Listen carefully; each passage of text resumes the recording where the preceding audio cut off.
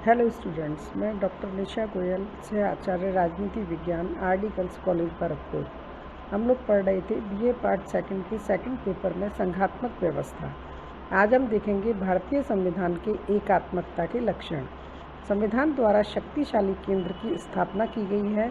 अनेक सदस्यों का मत था कि संघात्मक सिद्धांत की नृशंसतापूर्ण हत्या की गई है। पीटी चाको का कहना था कि संविधान सभा ने जिस संविधान का निर्माण किया है यह शरीर से संघात्मक किंतु आत्मा से एकात्मक है। पीएस देशमुख का मत था कि जो संविधान बना है वह संघात्मक की अपेक्षा एकात्मक अधिक है। यदि हम भारतीय संविधान और राजनीतिक व्यवस्था का विश्लेषण करते हैं तो दो प्रकार के एकात्मक तत्व दृष्टिगोचर होते हैं: संविधान सभा के अंतरंग में उपस्थित तत्व और संविधान सभा के बहिरंग में उपस्थित तत्व। आज हम चर्चा करेंगे संविधान सभा के अंतरंग में उपस्थित एकात्मक तत्व की। संविधान में एकात्मक तत्व इस प्रकार हैं। नंबर 1, एकहरी नागरिकता। प्राय संघात्मक संविधानों में दोहरी नागरिकता पाई जाती है। अमेरिका में ऐसा ही है, किंतु भारत में नागरिकता का संबंध संघ से है और राज्यों की अपनी कोई नागरिकता नहीं है।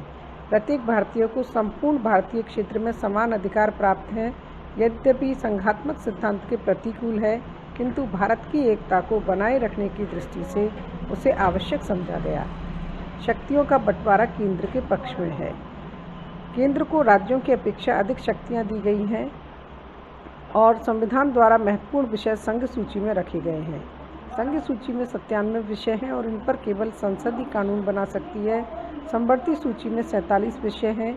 इस पर केंद्र सरकार और राज्य विधानमंडल दोनों ही कानून बना सकते हैं, परंतु दोनों के कानूनों में कोई विरोध उत्पन्न हो जाए तो केंद्रीय कानून मान्य होता है।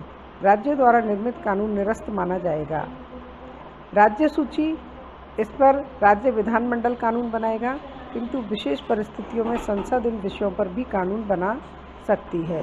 अवशिष्ट शक्तियां भी केंद्र को प्राप्त है, ना कि राज्यों को। संविधान सभा में अनेक सदस्यों ने यह मत व्यक्त किया था कि डॉक्टर अंबेडकर ने सब कुछ केंद्र को प्रदान कर दिया है।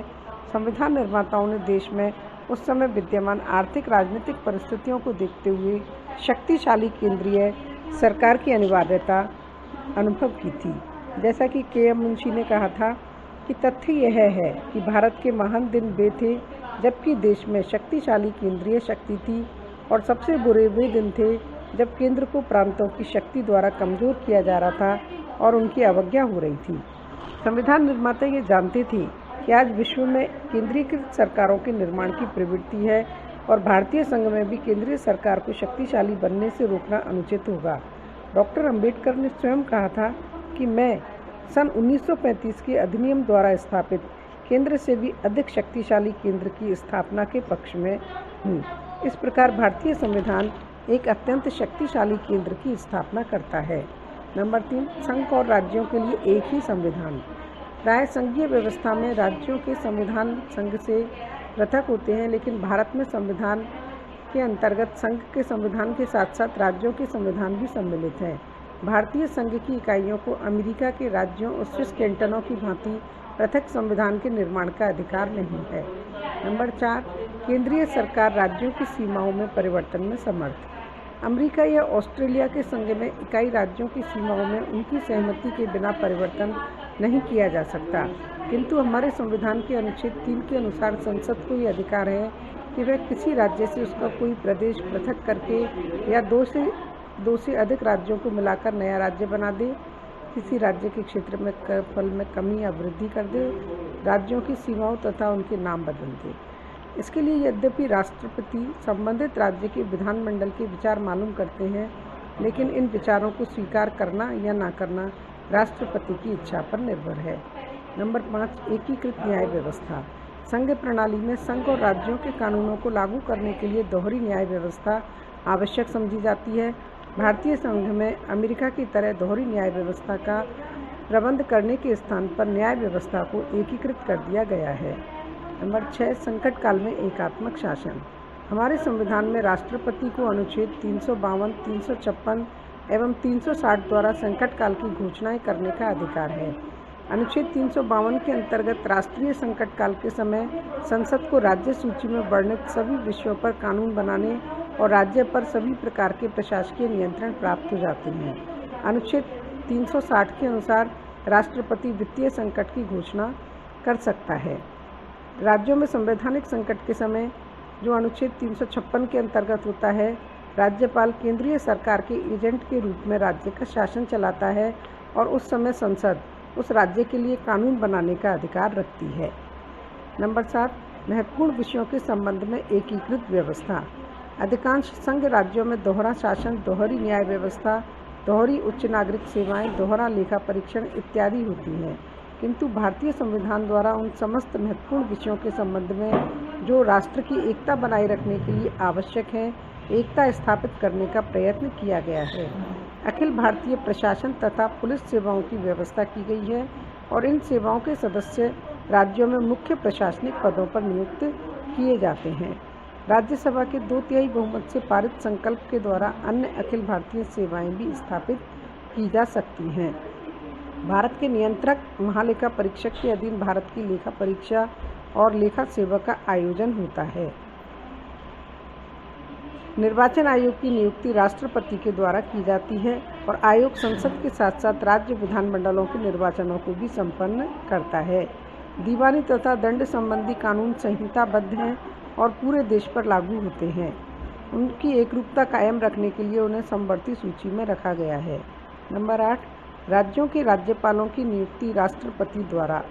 भारतीय संघ के इकाई राज्यों में राज्यपालों की नियुक्ति राष्ट्रपति द्वारा की जाती है। राज्यपाल राष्ट्रपति के प्रसाद पर्यंत अपने पद पर रहते हैं। राज्यपाल केंद्र के प्रतिनिधि के रूप में कार्य करते हैं।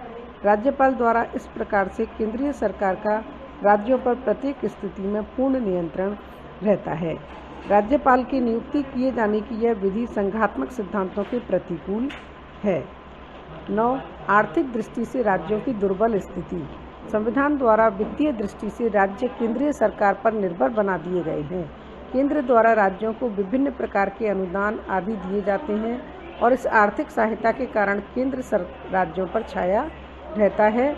आर्थिक क्षेत्र में आत्मनिर्भर न होने के कारण राज्यों की स्वायत्तता नाम मात्र की है। 10, राज्यों को राज्यसभा में समान प्रतिनिधित्व नहीं। विश्व के अन्य संघों में प्राय उच्च सदन में छोटे बड़े सभी राज्यों को बराबर का प्रतिनिधित्व दिया गया है। वहाँ पर उनके आकार तथा जनसंख्या का ध्यान नहीं रखा जाता है, परंतु भारत में राज्यों को राज्यसभा में समान प्रतिनिधित्व नहीं दिया गया है। 11, राज्य विधानमंडलों द्वारा पारित विधेयक राष्ट्रपति की स्वीकृति के लिए। यद्यपि सामान्यतया राज्य विधानसभा द्वारा पारित विधेयक राज्यपाल की स्वीकृति से कानून बन जाता है, किंतु कुछ विधेयक ऐसे भी होते हैं जिन्हें राष्ट्रपति की स्वीकृति के लिए सुरक्षित रखना पड़ता है और उनकी स्वीकृति प्राप्त होने पर ही कानून बनता है। 12, अपेक्षाकृत सुपरिवर्तनशील संविधान। एकात्मक शासन प्रणाली में संविधान में संशोधन सरलता से किया जा सकता है। संविधान और साधारण कानून में अंतर नहीं किया जाता है। भारतीय संविधान में भी ऐसे अनेक अनुच्छेद हैं जिनका संशोधन संसद साधारण बहुमत से कर सकती है। 13, केंद्र द्वारा राज्यों के मतभेदों का निवारण। संघ तथा राज्यों के बीच अथवा 2 या 2 से अधिक राज्यों के बीच विवादों का निपटारा करने के लिए संघ की स्थिति महत्वपूर्ण है। केंद्र सरकार के पास समन्वयकारी शक्तियां हैं। केंद्रीय सरकारी वित्त आयोग अंतर्राज्यीय तथा क्षेत्रीय परिषदों का गठन करती है। क्षेत्रीय परिषदों के माध्यम से केंद्र राज्य सरकारों की शक्तियों पर नियंत्रण रखता है। प्रत्येक क्षेत्रीय परिषद के अध्यक्ष के रूप में राष्ट्रपति एक केंद्रीय मंत्री की नियुक्ति करता है। ये थे हमारे भारतीय संविधान के अंतरंग में उपस्थित एकात्मक तत्व।